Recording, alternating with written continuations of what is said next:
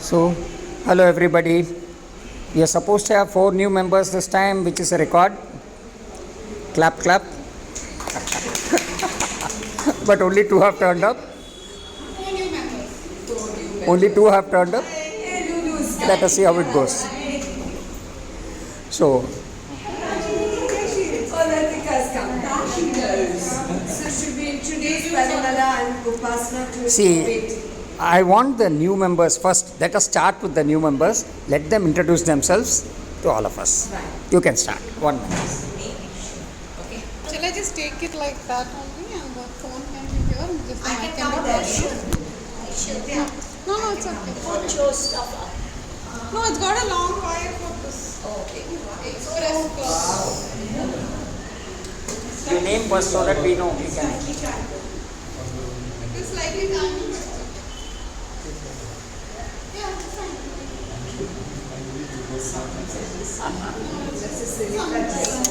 Hi everybody, hello. My name is Upasana Mehtani and I'm a Pakka Madras person. I was born and brought up here. I shifted back to Chennai last year and I've been a book lover since I can't remember when, which is why I wore my book pendant today to show. And I work with social media and content creation. And I do personalized memoir gifts, and I hope to be an author someday, but I've been saying this way too long to repeat it.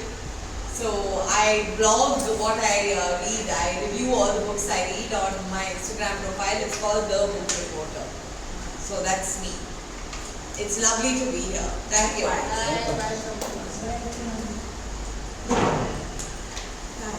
my name is Parimala. I lived all my life in the US. We moved a year ago to Chennai because we are also in here and we have family here. So it was a big inducement having my grandsons here.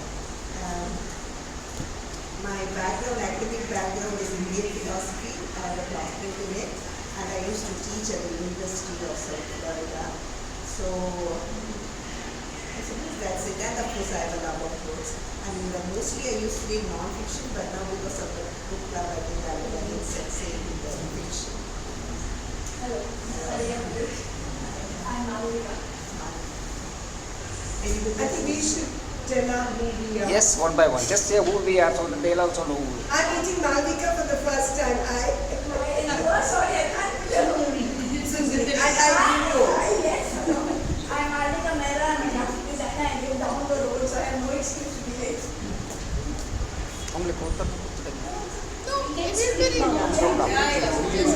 Yeah. Latika. I'm Latika. My friend who introduced me to the book club is busy. And I'm also saying hi on behalf of Rekha, who's getting her hair washed. I don't attend every meeting because I spend a few months here in the US, but when I'm here, I'm able to attend. I'm Suresh. Famous Suresh. The Suresh. Started as an amateur reader, which is what I still call myself, and see what I can do. That's about it. I'm Chandra. I also joined the book club, I think, a year before the lockdown started. So, but I have been meeting all of them on Zoom. So I think more or less I know everyone. I'm Anand. I'm here because of Latika and Suresh. I've been here for a year and a half, and I used to live in Australia before that. I've applied. Just need to check on this. This should be The big thing he has not mentioned. sometimes when a phone He has run a bookstore in Chennai, and he doesn't talk about it. run Gigu's bookstore. All of us know that. 12 years, services, library was huge. Still keep in touch with Manningtree Witches, also that we keep in touch with Manningtree Witches. Yeah, and then I went on to run a bookstore in Sydney for 30 years. Thanks to Manningtree. It's a technical bookstore. mostly cars and very good people. I'll tell you the tale of Anand at the bookstore in Sydney if I can. For one of the ice creams, it's okay, they come See, Anand, get up, let them see you first.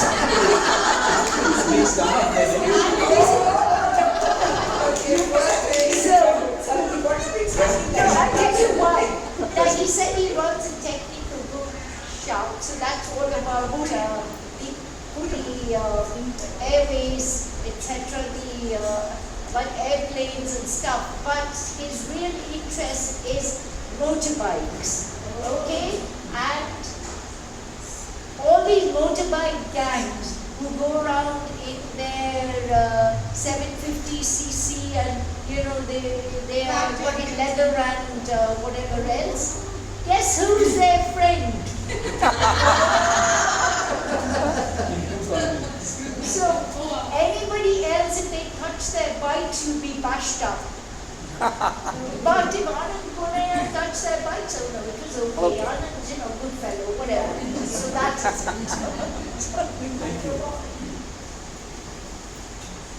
That's a nice introduction to Anand. Hi, I'm Lakshmi. I've been very happy and blessed to be part of SansSerif for 5 years, and I'm sitting next to L. Engine on my right. One more important point you didn't mention. You knew Shakespeare. And did you find that guy whose photo you posted? Yeah. You deleted it, right? Yeah, I found out. Who's that? Head of the Armed Forces, now retired. Yes. I think anyway I was introduced by all of them. I'm Prithya. I happen to be a doctor. No way. I love books and I'm very glad to be here, very glad to know you. See that tech support. I'm Linda. I've been part of this book club for about 4.5 years now, I think. Pre-COVID anyway. I moved from the UK and I was part of a book club there. So looking for one, and with Vijay's father. Yeah, Vijay. Yeah, he introduced me to Sharon and the book club. Hi, I'm Sundari, and I think I joined in 2011, so I'm one of the oldest members here. 2013. Prema? Prema, as I said, I'm the oldest person here, so very distinguished person. Yes. Absolutely. This is one of the best reviewers. Yes, I'm not reviewing anything today. Anyway, so lovely place to be in. I think I joined in 2012, perhaps you were already there. There, yes. And then since then I've done it.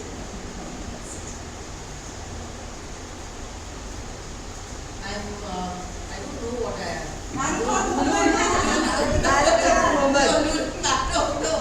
Lulu, Sri Lata, whichever. Sri Lata. Sri Lata, okay. And I was introduced by Sundari, I don't know which year. And this is one of the best places to be in, like Prema said. It's a real good space to be in. I enjoy being here. That's nice. Can I just add one thing? I want to thank Sundari. She was instrumental in helping me join the club. So I want to acknowledge that. We have a very rigorous application process. I said we have a very rigorous application process. Multiple levels. Okay. Then next month, the book is Intimacies. And for June, we have Desperately Seeking Shahrukh. Ah, okay. Both books have been very well reviewed. The reviews are very good wherever we see. Let's hope we have good time with them, like we have in the last few months. Then, Teja has to introduce herself.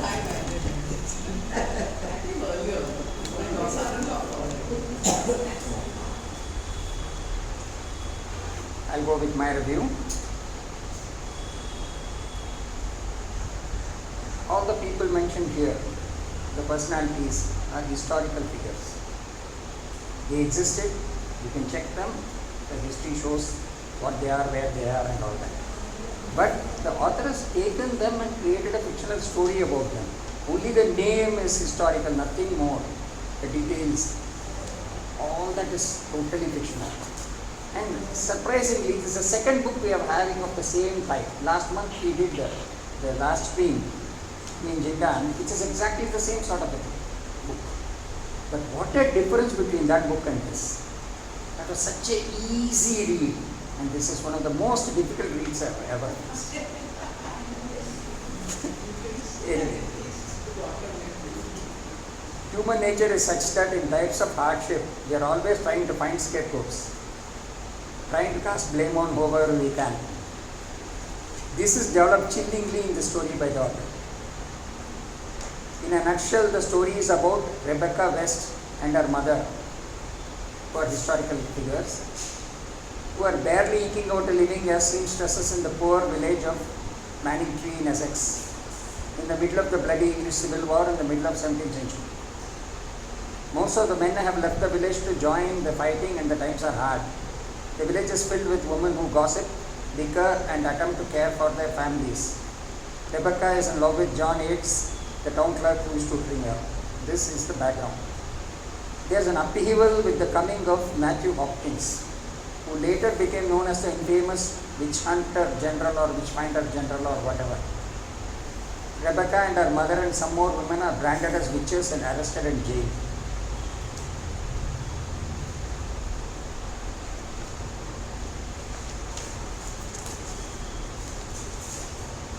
What happens to them is rest of the story.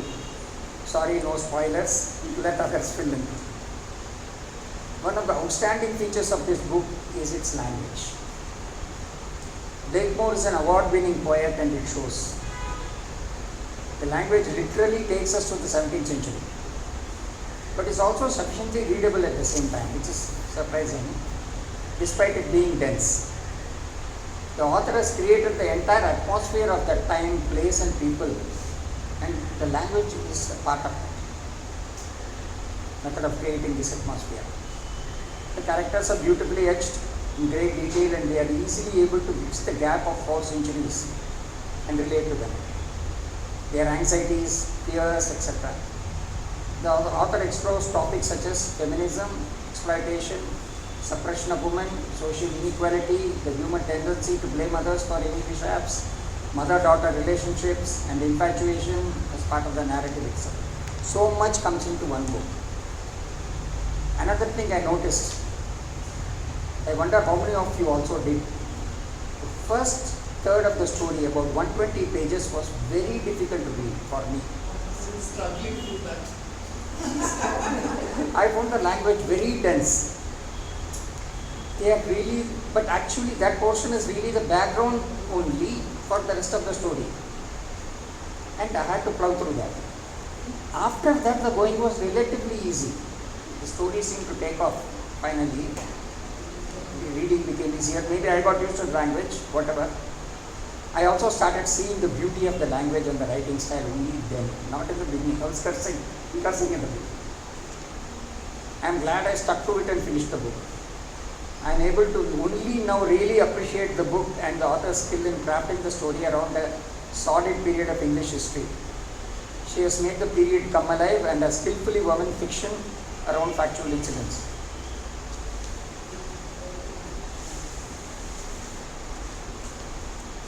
Not exactly an easy read, but if you take the trouble to complete it, a fully satisfying experience.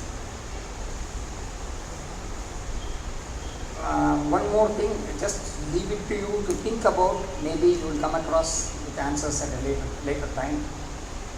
I had come across 2 instances while reading which were anachronisms. Like something being mentioned which could not have existed in 1650.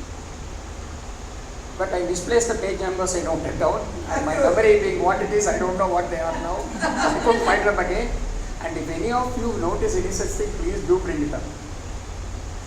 I know it is true that I didn't just imagine this, because I found another review mentioning the same thing. Stephanie Merritt in The Guardian mentioned anachronisms, but also didn't bother to give page numbers. Oh, she didn't tell you what it was. What they are.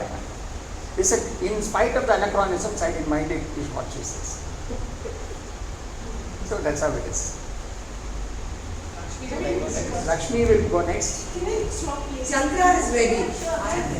Chandra is ready. We'll go. Yeah, I just need it. Whenever it's my turn, I need light because I handwrote it. I can't read my own writing. Okay, very short. One, winner of the Desmond Elliott Prize for 2021, best debut novel. That's how it starts off. Brings with language and arresting loveliness, Guardian said. So I'm not going to talk about the greatness of the book or the language. Now, of course, the novel is written beautifully with a theme that can shock the reader. So I'm not going to talk about the language and the writing. I started the novel with reluctance and trepidation that the theme will depress me. Why should I spend my precious time reading something that may deprive me of sleep? Because generally books deprive me of sleep. I just think about it. The first two chapters strengthened my worries. I was getting very close to the people in the novel. I could almost smell, feel and touch Vidova. I can see Rebecca, Judith. I could see the streets. I could see them giggling. I could see those old women living behind here. It was so much. I was getting very close to them. Then I started seeing the other layer, like a marble cake, the pink and then the dark one.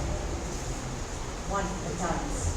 A king whose obsession with the occult, James I, wrote demonology, I don't know how it's pronounced, and passed an anti-witchcraft legislation. Churned a panic amongst the mostly illiterate populace, resulting in the torture and death of many innocent men and women. How did this affect the ordinary people? That is what we are written in the novel. The village. Then let's leave all that. Then comes occult. Rebecca sees the devil beside her face reflected on the water in the basin. She feels him in the room, page 949. Her mother talks about the man in black who came to their house, page 64, and told her to throw her baby in the fire, and she does just that. Thomas waits quietly. Look, I brought one, and he knows her. Her father died at sea, page 91. How do we explain this? Occult? Or did abject poverty prompt certain cunning women exploit the fears of the jungle? Did Matthew, the witch hunter or witch, or hunter or seeker or whoever, understand that?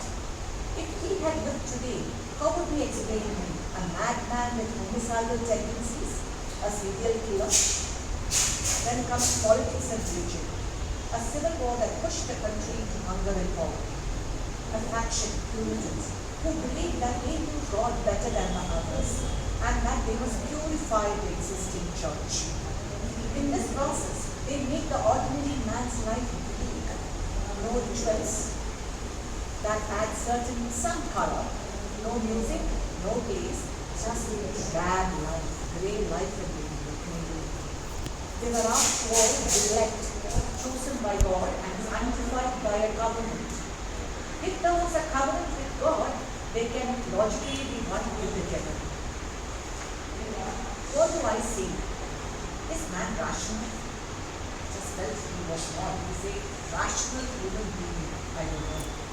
Do I not see a shade of that man even now? I feel we see a small village, a community.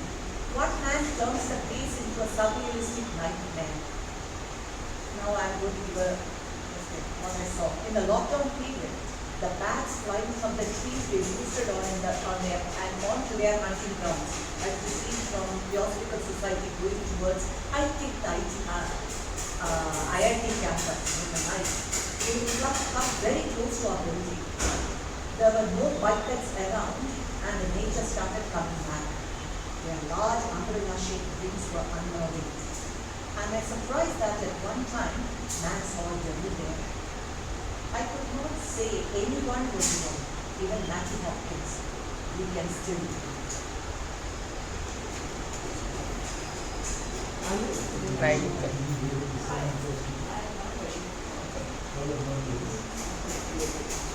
I started reading it thinking I would finish it by the book club, but other things happened. I was very inspired by Suresh saying, just the first 120 pages are tough and then speed through. And I said, okay, I have to get through the first 120 pages. I'm almost there. But so what I found was that I found the language extremely difficult. It's very nice, but I also found it extremely difficult. Then there were a lot of words I couldn't find meanings to. Every time I looked it up, it said it cannot be found. And or downloaded it, or look at somewhere else. Look at it, elsewhere. So I found a lot of words like that. And but it seems to be reading somewhere now. And again, I'm very happy that after hearing Suresh's review that definitely going to pick up and I'm going to enjoy the book. But I've never come, so I was wondering whether this style of writing is called something. Because it was a very, very difficult kind of writing. So whether it has like a name. Lyrical prose. Lyrical prose. Difficult Difficult writing. Oh, nice. I think I'm going to go with lyrical prose. Sounds more impressive. Yes. Okay. I know I voted for this book so much and I thoroughly enjoyed it. I'm with you, Chandra. I really enjoyed the book and it was a difficult read, don't get me wrong. I really struggled at times and everything, but I thoroughly enjoyed the book actually. This is the first time I'm attending a book club meeting when I haven't finished the book. So I have a 100-page rule in life that if I get through, I have to make it to 100 pages before I decide whether to proceed with the book or not. And this was way before I saw Mr. Suresh's message. But I really struggled. The language I felt was cumbersome. I just could not. I was just not. And my mind was drifting, which was not what I want from a book. And I really tried. I skipped a few pages, which is like committing murder. And I still tried, but I couldn't go. Okay, it is guilty. But I just could not, so please don't judge me for that. I will read the next book. I was so paranoid, how can I not read and go? Very non-judgmental. Yes, I realized that. I'm so happy to hear that. Yeah, I haven't read the book. Oh, okay, there you go. Lots of us haven't read. Thank you. I know most of you have addressed the language of it, so actually I wanted to address the language first. I want to dive into my points on the language. Honestly, let me say, I think this is one of the most exquisite prose writings I've read because she is really, obviously she's a poet. By the way, I didn't read any reviews because I didn't want to be swayed by anything. So I went directly to the book. All I know is she's a poet and that she won this award. So I can see the poetry, the poet in this thing. I guess if you don't mind, I'll point out a few of the phrases that she has used. She has not used one commonplace phrase, not one hackneyed phrase, no cliche, nothing. For example, when usually authors say the crackling of the fire, but look at her, she says the chuckling fire in the grate, the fire is chuckling. I don't know if you read all her descriptive. If you don't mind, I might take a little do whatever you want. At the very beginning, where she's introducing old Mother Clark, she describes her. That Mother Clark has Actually, I hold this way, so I like it. But this way, Lakshmi, no, I don't know.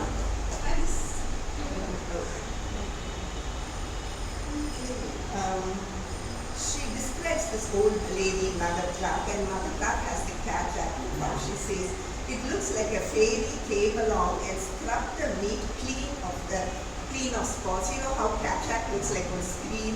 So how beautifully she puts it. I was really impressed, and more than that, chuckling in the grate, like the fire is literally chuckling, laughing.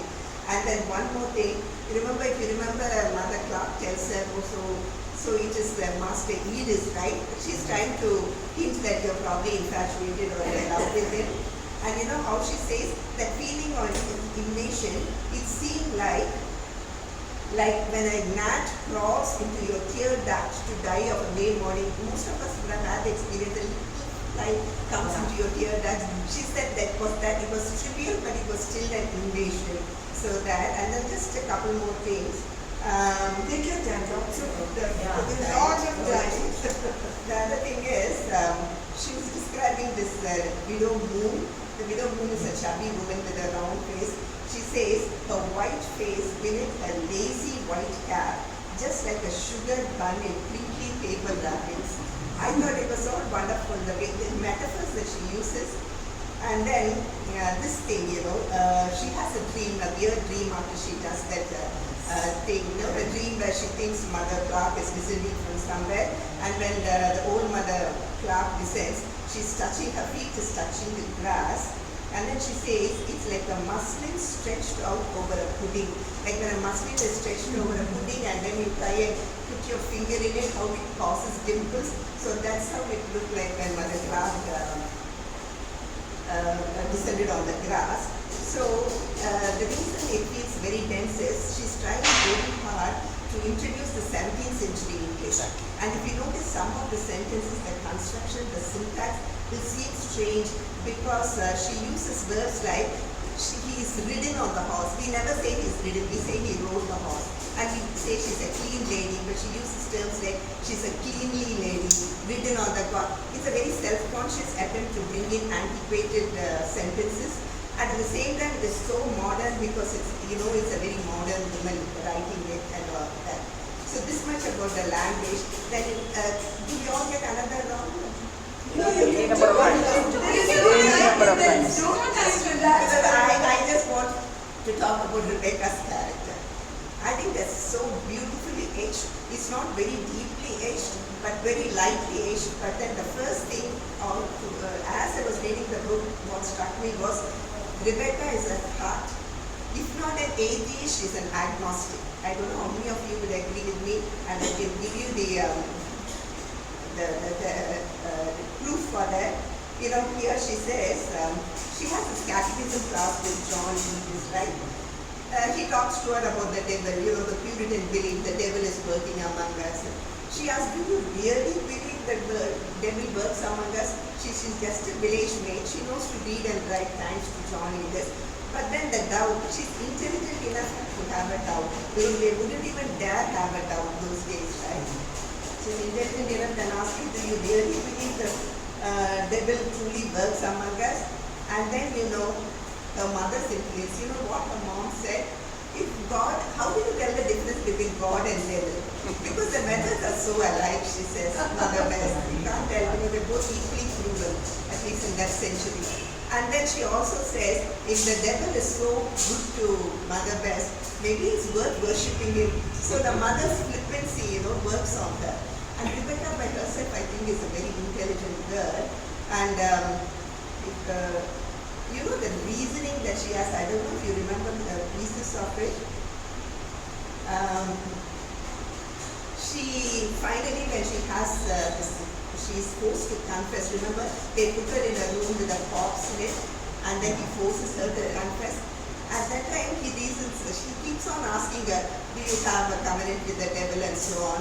She says, you people say that a witch can be in two places at the same time. If that is the case, there is no way I am going to prove that I didn't do anything wrong. Because I can say 1,000 times that I am not a witch, that I don't have a covenant with the devil, that I am not familiar with the imp, but it will amount to nothing. But the minute I say, yes, I am a witch, that amounts to everything. I think that is perfect logic, don't you think? 100 times if I say one thing which you don't want to hear, then that is not right. But if I say once something that you want to hear, then that is something. So this man, Matthew Hopkins, he can't believe that a woman could reason out like that. He thinks, is it possible for a woman to be so logical?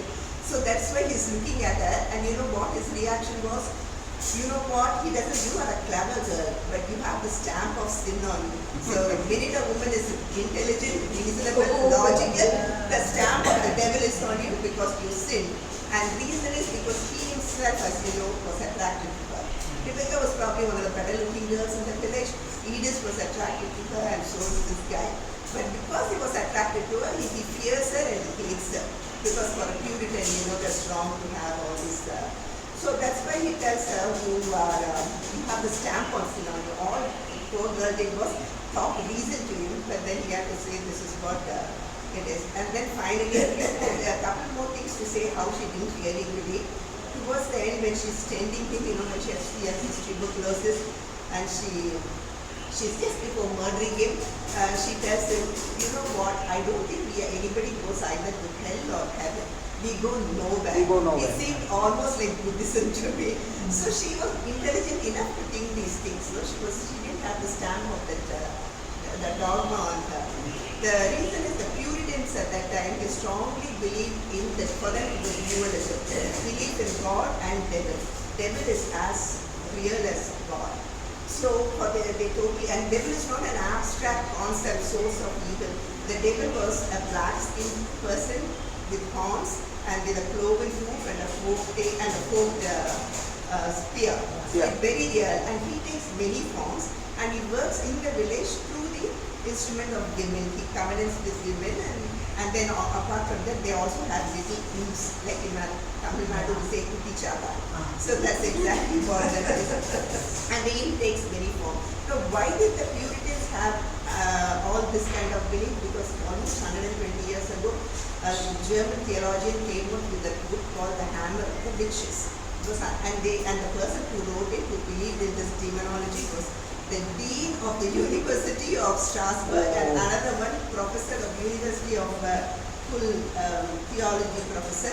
Such learned men writing in detail about how you identify a witch, how did you torture a witch to get the confession of them, such detail. Learned men, dean and they are the most august institutions in Europe at that time. So they in detail that book is called The Hammer of the Witches, Malleus Maleficarum. So now our hero Matthew, not hero, anti-hero, he uses that as his Bible, and he uses all the tools of torture that is stated in that book. And he also saw how it's possible not to get blood by using a needle, a retractable needle. And then they used it only. No, the worst things. And a witch is supposed to have the third nipple, from which he suckles the imps and so on and so forth. So they do all this, and out of just by torturing the poor women, they get that confession just to avoid. This is what you all read the book, so you know what happens. So her description of the character, or the drawing of the character of Rebecca, I thought was wonderful. It was not too strong. Rebecca it's in the first person narration, right? So when you narrate in the first person, it's more easy to come out with your own development of character. And I thought this lady did a great job in Rebecca. I only wish Rebecca was a little more cruel to Matthew Hopkins. The man was already dying, so it was a big deal. It's bothering him. But he did say something. You made me a sinner, she said. You see, you know I lied, and then you made me a sinner. And then, she goes to talk about the Protestant Puritan belief and all that. So these two things I wanted to point out, but also I want to say incidentally, I wanted to find out about the witch killing in India. There's we have a lot of that. No, but she mentions it. The author mentions in the afterword. In the afterword, she says there are still witch killings, and she mentions one of the countries as India. Indonesia. Africa especially. There's a lot of witch killing here. Even 2000 we had the report that India alone more than several thousands were killed, but Europe alone for the 300 years 50,000 women were killed. 50,000 women, and somehow if you take the proportion of men to women, 80% women, 20% men. This also, I don't know how many of you read the Crucible, Arthur Miller's Crucible in USA. That is also. No, but it's based on the Salem witchcrafts. Just because a woman is different, she doesn't toe the line, she has a mind of her own, she can reason out things, she is independent, she lives life on her own terms, then she's dubbed. When you're an outlier, you're dubbed. It's a specific demographic. Look at here, all poor women. All of them poor, dirt poor, and no male protection. That is the demographic basis. So that is the common, and even if you take our Indian situation, the tribal people, wherever is poor people. And especially if they have a nice juicy piece of land, that's all the more reason, because you can appropriate that land. After others finish, if there's anything else. I haven't read the book, that's not what I say. I didn't read it, but I have read the book Crucible by Aptil. And we will talk about the book. I would just like to say that I met a modern day witch, I got to know her quite well. This was a few years ago when I lived in Delhi. I lived in a government colony. My husband also worked with the government of India. Her name was Ipsita Roy. Yes, she was very well. I think that was her name. And we met her, spoke to her, and she gave us a book about how she was starting. It's far, far right from all the sunnism. But she also used to see things. For example, we lived in a place called the railway colony in Delhi. It was called Kitchener colony in those days. And she mentioned the names of the houses, and she said, I lived there, and there was this rooms were there, and lesser nobility, not the real kings. And I met a beautiful girl. She was not allowed to marry whom she wanted. She used to come to the dining room and sit with me in meals. It was quite creepy, I'm sorry to say. That's it. I haven't read the book either, but I doubt if I'm going to pick it up. I have horror stories and things like that, and I don't know. It just reminds me of there were those 7 deadly sins that at one time we were reading all that. Yeah, and I know it's ridiculous, but I read one of those, and it so happened that the crime was committed by a woman, and it used to happen every 28 days. And so from which it was deducted that it was a woman and all of that. And I remember this was way back when I was in high school. Every time I had my period, I would look behind to see if I had killed someone. So I'm not going to read this book anymore. I'm not. No way. I'm very inspired with this book. I did find the language difficult in the beginning, but as you said, even after page 60, it's kind of settled. Again, as you said, we get used to it. You get used to it. And after hearing all of you, I think I'll try. The language was a little, I felt some of the terms a little exaggerated, dramatic. That's a term we call it lyrical poetry, or the lyrical prose. So for the first time I'm exposed to it. Initially I thought I wanted to read beyond 10 pages. But after you wrote, I thought, okay, let me just read it. And today, of course, I'm definitely planning to read it. Poona, you have to introduce yourself. Poona.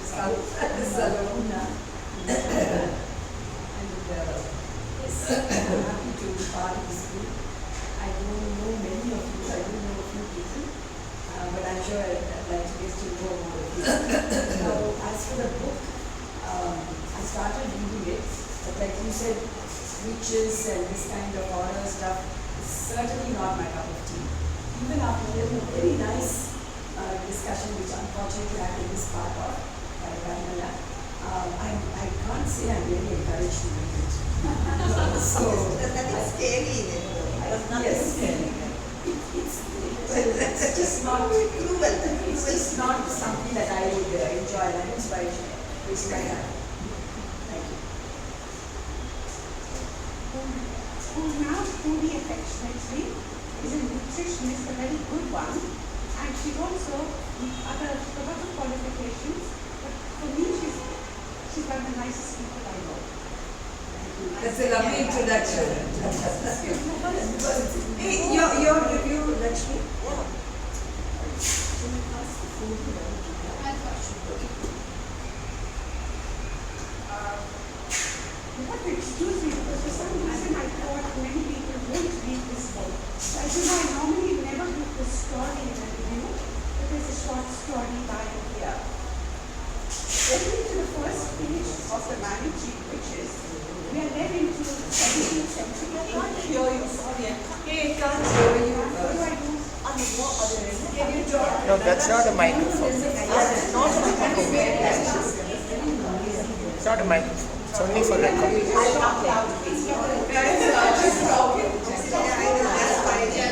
Let it just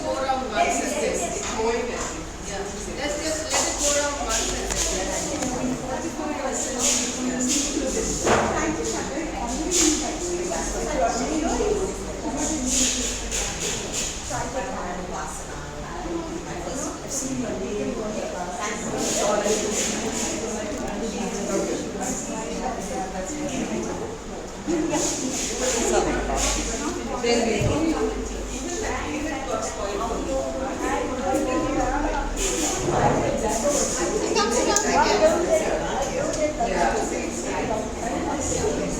Thank you.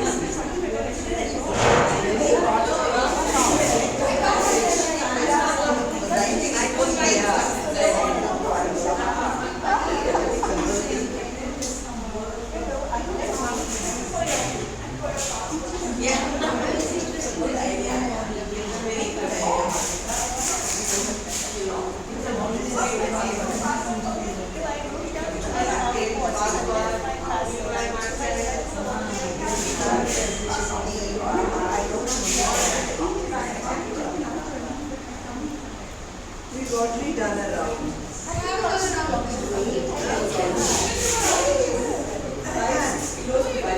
It looks like the last time I saw you now.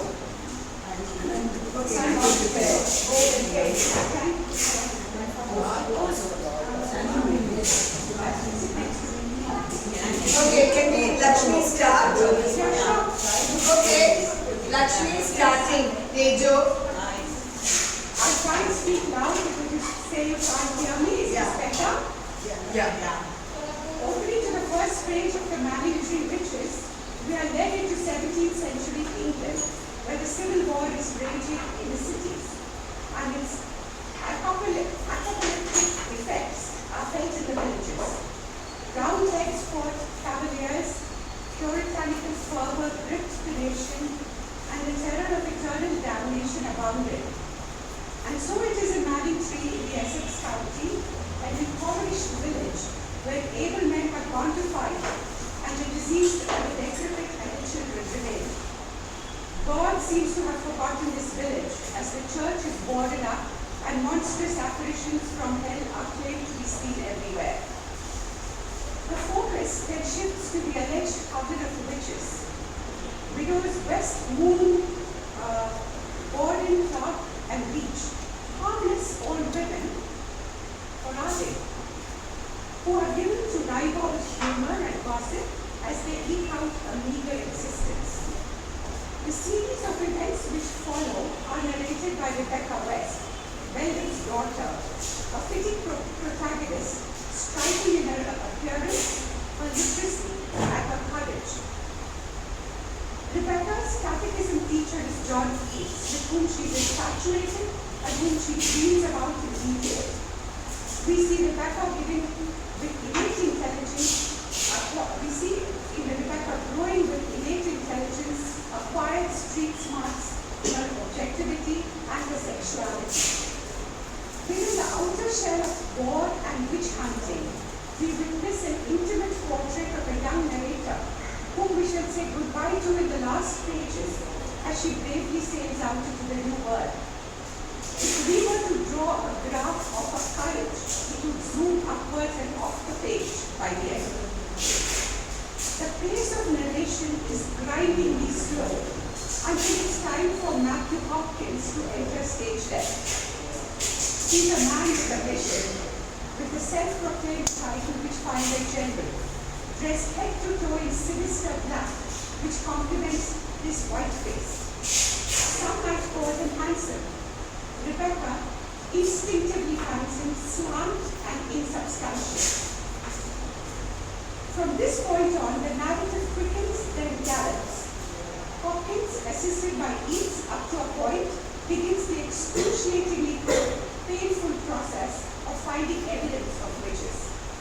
The coven of the witches is singled out, and according to the beliefs of the time, poked, prodded, stripped, minutely examined for every wart or blemish to prove if they're dead, which is what it's supposed to be. They are sleep-deprived, starved, left to be in a cell in their own filth, denuded of dignity, and relentlessly questioned by a panel of so-called erudite men to confuse and extract confessions from the old befuddled minds. The gallows awaited them. There seems to be a dearth of proof there seems to be no dearth of proof so Judith takes possession by the devil to gain recognition and acknowledgement. Any malady in the village is accredited to the doings of widows. More and more imps from hell seem to ascend into Manningtree, and as the convictions and arrests increase, Rebecca West indicts her own mother and confesses both mother and daughter knowing it to be false.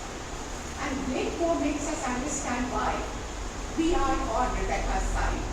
We are still on Rebecca's side when she murders Hopkins. Which brings us to the question, why the book is difficult but still so compelling. It lies in the art of the author, who has insidiously built up a chillingly creepy atmosphere.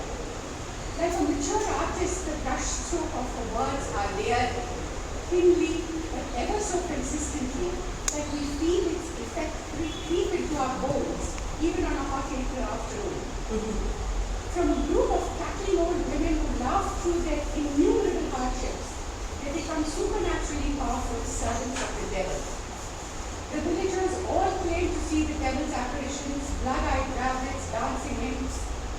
Blakemore takes her time to draw up an intricate tapestry and leaves certain questions unanswered. Did Rebecca really see the red-eyed rabbit? Did she see a shadowy figure behind her in the reflection in the water? How did her mother know that evil would fall on the shadowy figure? Then there is the high-spirited dialogue, the crusading zeal of the witchfinders, the physiological development of Rebecca, the pressure of sexual repression and its release, the not one but two climatic scenes that I mentioned before with Rebecca at Hopkins. And then there is the language. My book tells me that Blakemore is a poet, and that is all too clear. Each sentence is beautifully crafted. Each dialogue is crisp, suited to the mood. And like Shakespeare, new words are coined. Amongst the muck, the smell, the fetid atmosphere, we have words like soap sweet for the fragrance of the dead. Biblical quotes and allusions are peppered throughout, but in such a way as for us to question who really is on the side of the devil. Who is the witchfinder? Who is really evil? I can't read the last one, I have to just do it as much.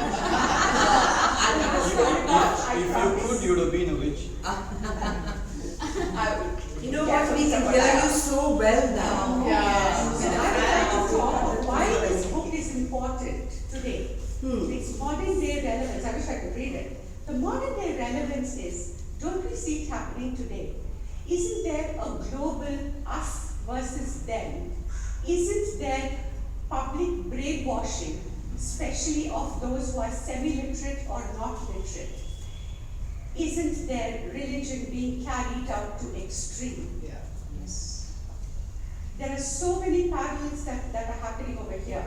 What about the marginalized? How many there are?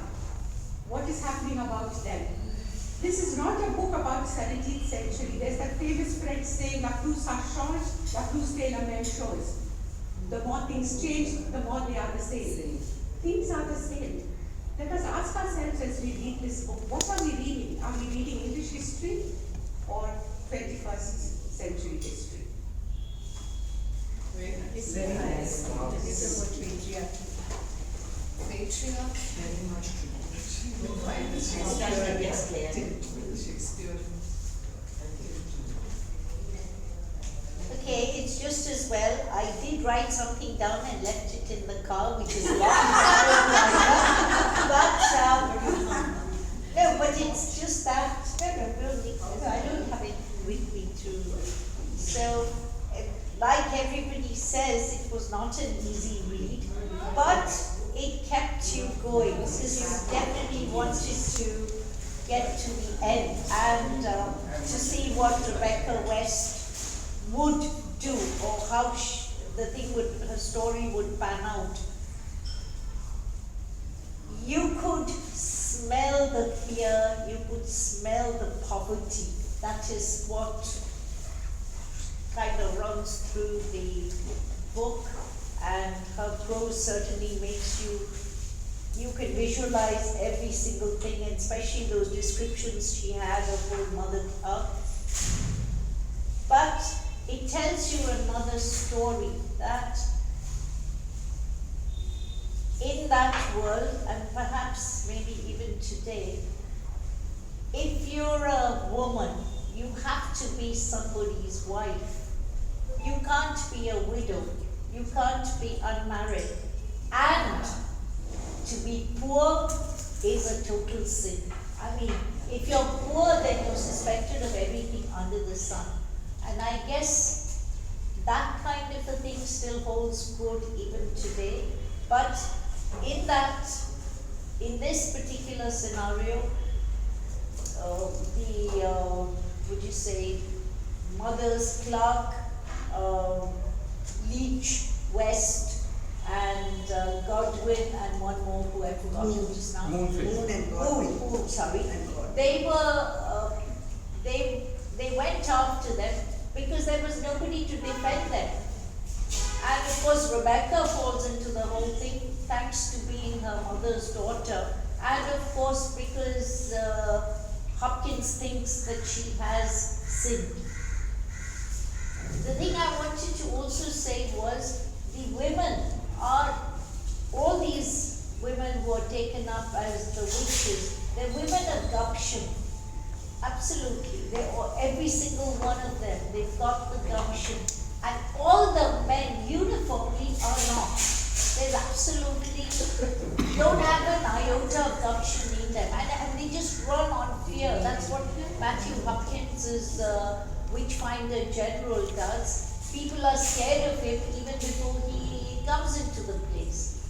And then he shows up as just being another person who's subject to all the same, emotions as anybody else.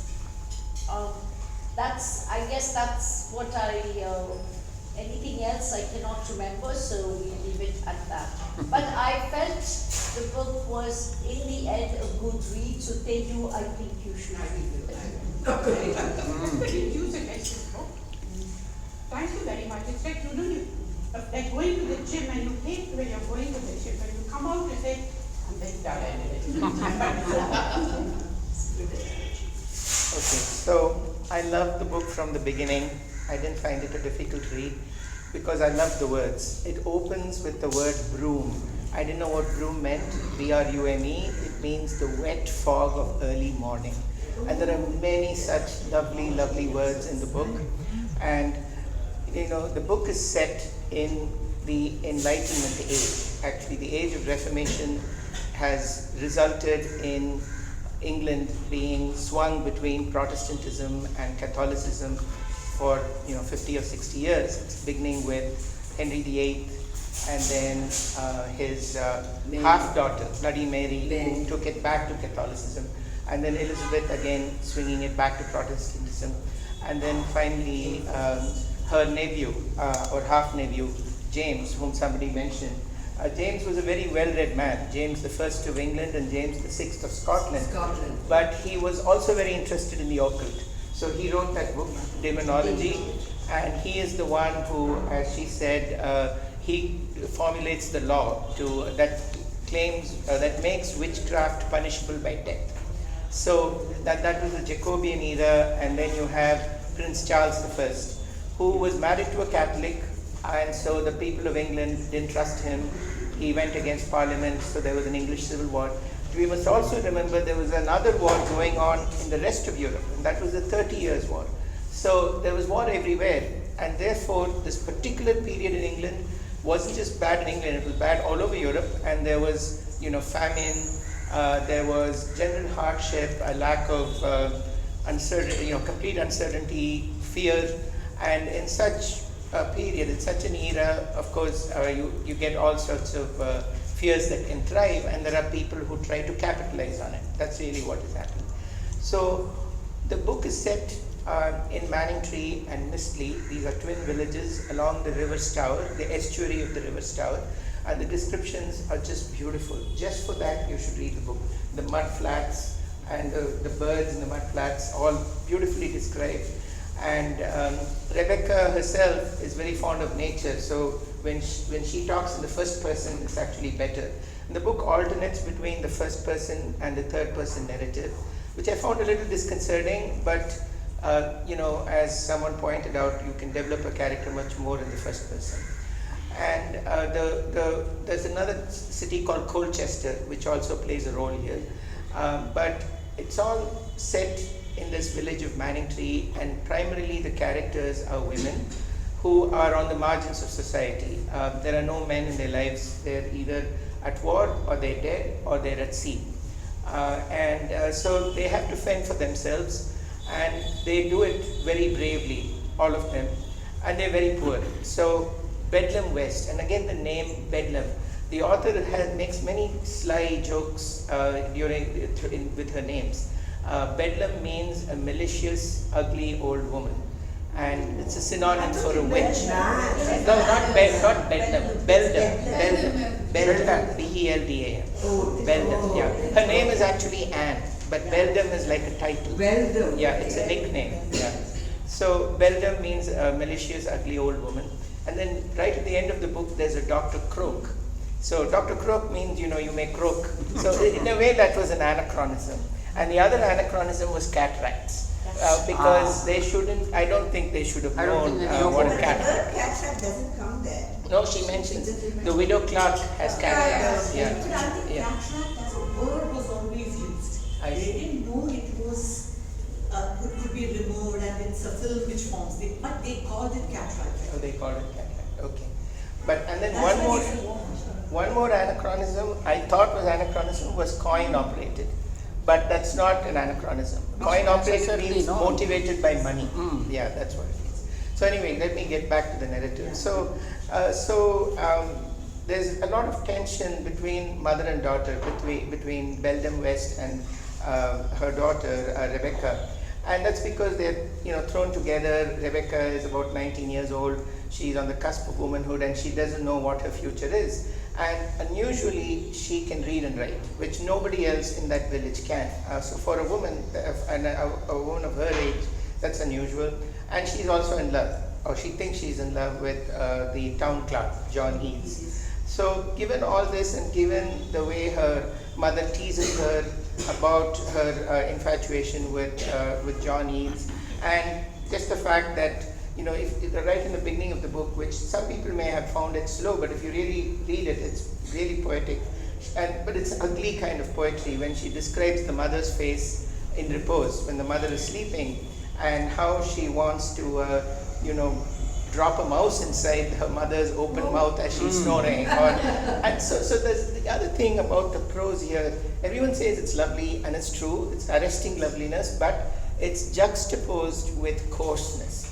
Really crass words and phrases that suddenly pop up in the middle of the sentence, and it gives you a jolt, and I think it's deliberate. The author wants you to feel that sense of contrast between really beautiful prose and something that's really coarse. And I just remember some of the prose.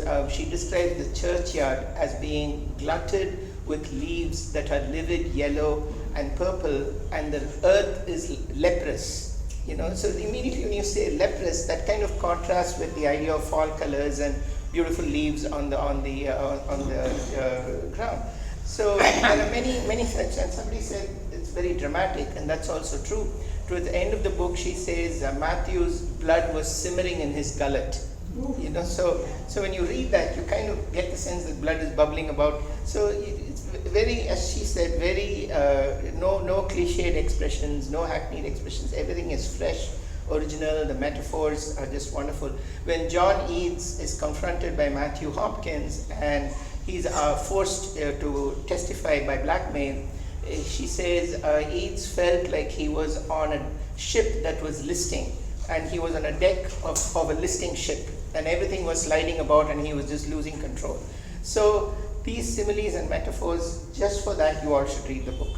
And so anyway, let me get back. I kind of keep digressing about the language. So the most interesting characters are actually Beldam West and Rebecca. They're the protagonists. Beldam is fiercely protective of her daughter, even though they don't get along and there's this tension. And Beldam is a very kind woman. Even though she is capable of getting into a fist fight with a man, she can keep the village boys in check by twisting their ears and literally punishing them physically. She's very kind, especially to those who are more vulnerable. And one example is the widow Clark, who has the cataract, who has a wooden leg, who has none of her children around. She's on the verge of starvation all the time, and she gives her food, sends Rebecca to clean out the house and things like that. And so people start seeing signs and omens. A devil's dog roaming around. Somebody imagines it. Then they think their food is turning bad. But the most important one, and I'm a little confused as to what afflicted this boy, but there's a boy, Thomas Briggs, who is in a fit of some psychosis. So he barks like a dog, he doesn't talk to anyone, he's basically going slightly mad, and nobody knows the real reason, and he dies ultimately. And so this is where people start trying to blame the witches, and Matthew Hopkins gains agency. Now, I didn't know till now that most of the Roundheads were Puritans, or sorry, the other way. Most of the Puritans were Roundheads, and so the Puritans are really austere, and they are looking to punish themselves, and they don't believe in giving excuses. It's all God's ire. So there's a phrase where she mentions if providence doesn't play a role, then it's very easy to be cruel to people because someone weaker than you, they're weak because God wished it to be so. And you see the lot of references to the snow and the cold, and there's a passage where the widow Clark is trying to get some food. She just asks for a slice of bread, but they all turn her away. They're not willing to even give her a scrap of food. So people become cruel, and the Puritans are particularly austere and very judgmental. And Matthew Hopkins is only 26 years old. Yes, and he's dressed all in black, she says, and black hat, black gloves, black shoes, and in the middle of that, she says, there's a white face floating like a funereal confection. That's another wonderful turn of phrase that is there in the book.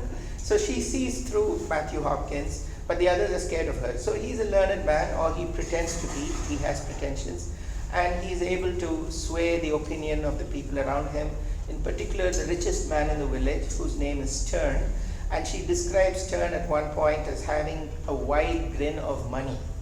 That's again one more. So he's very money, and so he's very complacent, he's cruel to people. And the widow Clark, her house actually spoils the view that Stern has from his windows, because he has a beautiful view, and then the widow Clark's house is right in the middle. Yeah, and even the description of that hut, it's really beautiful. Yeah, like a nub of bristles sticking up, she says.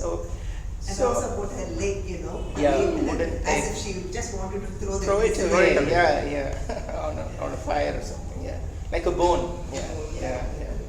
So so this Matthew Hopkins accumulates a band of inquisitors around him, and when Thomas Briggs dies, they decide to pin the blame on the widow Clark, and they elicit a confession, a forced confession, where she is sleep deprived, and they do this horrific pricking of all her warts to see if she bleeds, and that takes several hours, and she's completely addled by then. She has no idea what's happening, and she's so hungry and so tired that she just comes up with some statement, and then they just say, oh, she has imps and she has this and that, and so they take her away. And then they come for Beldam, who had a previous run-in with the same Thomas Briggs. She kind of curbed his bad behavior, and so and then Rebecca is an intelligent woman, and she has a meeting with John Eads, who unfortunately turns out to be a bit of a cat, takes advantage of her, and basically bolts. And later he is forced to confront Matthew Hopkins, and Matthew, in his usual evil manner, blackmails John Eads literally into testifying against all these women at the witch trials. So the trials themselves, the story about how, the narrative about how they are in the prison and how one of the younger women tries to get some special favors by sleeping with the jailer. It's all pretty horrifying. So, that part was difficult to read. But the relationship between the mother and the daughter actually comes out during that period because the mother is so protective, Beldam is so protective of Rebecca. And she basically tells Rebecca, this is the best thing for you to confess. And there's another character named Judith, who's Rebecca's best friend. And she goes and claims beforehand, before the trials, that she was bewitched. And she escapes. She's actually imprisoned in the inn by Matthew Hopkins, but she escapes. And so Rebecca takes a page out of that, but unfortunately Rebecca, sees her mother and the rest of the witches being hanged as a consequence.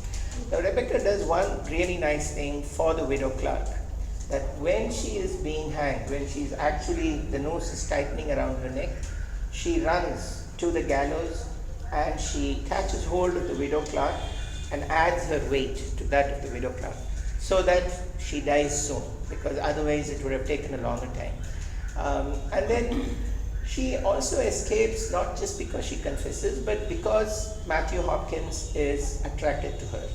I mean, this book is all about misogyny and patriarchy and how men abuse the privileges they have. And so Matthew Hopkins clearly is attracted to her, so he suggests this option of a confession, and she takes it, she confesses.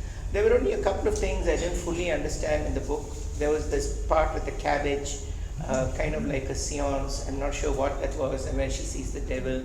That was a bit confusing. There was an particular thing, but I think the guilt behind it, the guilt of having dabbled in it, was made her see the figure of the devil in the wash basin. Because this people's head is already full of indoctrinated with the devil and the figure. So that was guilt. Just like how the mother tells Rebecca, I placed you when you were a baby, I played. That must have been post-partition depression. That's obviously that. But they didn't know, so everything that they don't know, the answer is the devil. Answer is the devil. Right. And the little boy's illness, that's a psychosis, very severe form of psychosis, which also the people in the Salem Witch Trials had, so that they don't know the reason, so it's bewitching. That it was Maybe even brain fever, because see, they behave just like the subjects. Right. When your brain is affected. Right. Now they also ate this ergot and all that. Yeah. They found the mold growing. Yes. There were many reasons why people may have been afflicted by psychosis. But Beldam West is interesting. Again, Rebecca uses a phrase, my mother's sullen abdication of personality, because she's depressed often. And this postpartum depression, where she says she, threw Rebecca into the fire, was definitely, a result of that. So that relationship is brought out very well. The relationship between Matthew and Rebecca, I don't know, it wasn't that clear to me, and I don't fully understand why she had to kill him at the end. She could have just escaped because he was going to die anyway of tuberculosis. No, I think the anger, she says I the think white it's eagles, anger. Finally coming out. So I felt that even her words to him could have been a more acerbic. But I She think tells him, do you have your virgin head with you? Remember, are you a virgin? She asked him, because he insulted her by asking that, And then for your point about patriarchy, Rebecca herself makes this. Men like to keep women under their power by force. Just one explicit statement she makes. And that's Rebecca making it, not the author. And then she says, we understand our abjection before God because we understand our abjection before man. And we get to laugh behind both their backs. See that we get to laugh behind both God and man because both of them. See, Matthew's relationship with Rebecca is he was clearly drawn to her. Right. And then he was jealous of the fact that she was drawn to John Peters. That's why he humiliates her like that. Right. asking all these kind of questions. But I wonder if the trigger was that book. That was a real book. Matthew Hopkins actually wrote that book, He wrote Discovery of of Witches. He Yes. wrote it much after the Right, Battle of Witches. right. And he shows it to her, and that passage is, there's a lot of tension when she. See, Matthew Hopkins got to become very wealthy because Yes. the villagers paid him handsomely Yeah. for coming and getting rid of the witches. So Right. I think it was a vicious cycle. So he helped.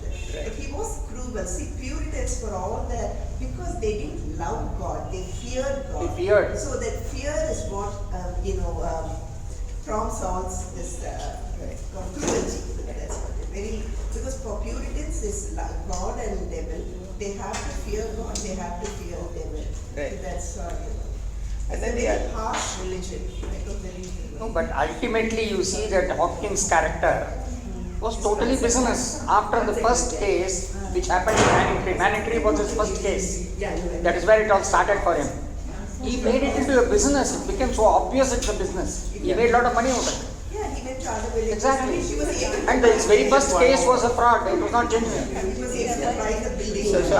So I just have one more point to make, and that is she sees these men in chains, and when she's escaping from London, she goes to the wharf, and she sees all these men in chains, but she says they're all white men, and she says, why are Christian men enslaving other Christian men? But then she gets on the ship and she goes to the US, where she's going to see, maybe not white men enslaving white men, but certainly white men enslaving black men. And also she ends up in the US, in Massachusetts, in Rockport. And soon I think the Salem witch trials would have started there too. So she escapes it in England, but she ends up, she may have seen that in the US.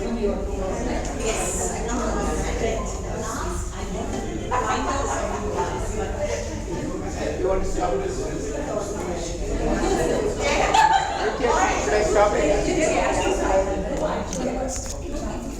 it?